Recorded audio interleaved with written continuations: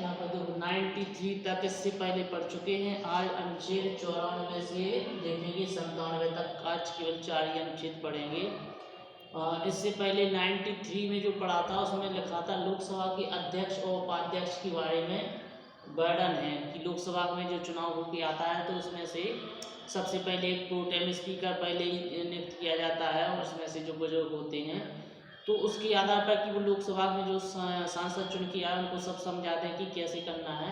फिर उसके बाद एक अध्यक्ष स्थायी रूप से चुन लिया जाता है उन्हीं लोकसभा अध्यक्ष में से और सांसद में से, और उपाध्यक्ष भी चुन लिया जाता है। तो अनुच्छेद 94 में ये लिखा है कि जो कोई भी पद होता है तो उसके खाली होने के बारे में भी वर्णन रहता है, कैसे वहाँ पर नियुक्त किया जाए उसके बारे में भी वर्णन रहता है। तो 94 में ये है कि लोकसभा का जो अध्यक्ष होगा या उपाध्यक्ष होगा उसका पद खाली होने, पद खाली देखो एक तो ऐसे हो सकता है कि या तो वो स्वयं से अपनी इच्छा से त्यागपत्र दे दे, उसको अच्छा नहीं लग रहा है या किसी वजह से तो वो इस्तीफा दे दे तो भी पद खाली हो सकता है, या फिर वो कोई ऐसा कार्य करे कि वहाँ पे उनको हटाना पड़ सके तो उस वजह से पद खाली हो सकता है। तो इनके पद खाली होने के बारे में चर्चा है अनुच्छेद 94 में, लोकसभा के अध्यक्ष और उपाध्यक्ष के पद खाली होने के बारे में। अनुच्छेद 95 में जब पद खाली हो जाएगा तो उस पर पद पे दूसरा कोई व्यक्ति आएगा तो उसके बारे में चर्चा है अनुच्छेद 95 में कि लोकसभा अध्यक्ष का पद खाली होने पर उसकी जगह कौन आएगा, उपसभापति आएगा।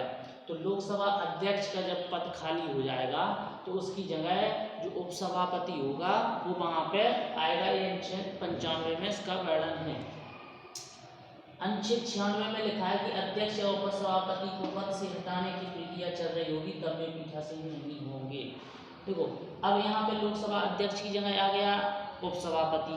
जब उपसभापति आ गई तो कभी भी ऐसा होगा कि उपसभापति ने भी सही काम नहीं किया तो उसको हटाना पड़ जाए, तो उसके बारे में वर्णन है अनुच्छेद 96 में कि जब देखो जब जैसे मान लीजिए कोई क्लास मॉनिटर है, क्लास का मॉनिटर, और उसके ऊपर जब कार्रवाई हो रही होगी वही उसी कुर्सी पर बैठा होगा तो उसका जो है मतलब उसकी बात ज़्यादा सुनी जाएगी। इसलिए उसमें ये वर्णन किया गया है कि जब भी अध्यक्ष या उपसभापति पे कोई कार्रवाई चल रही होगी तो उस पर जो लोकसभा अध्यक्ष का जो पद है उसको इसी पर पीठासीन नहीं होंगे, माने उसको इसी पर नहीं बैठेंगे अध्यक्ष और उपसभापति, क्योंकि यदि वो बैठते हैं वहाँ पे तो वो अपने अनुसार जो है अपनी कार्रवाई कर सकते, इसलिए उनको वहाँ पे बैठने का अधिकार नहीं दिया गया। 96 में 97 में लिखा है कि राज्यसभा लोकसभा के नेताओं के वेतन और भत्ते के बारे में।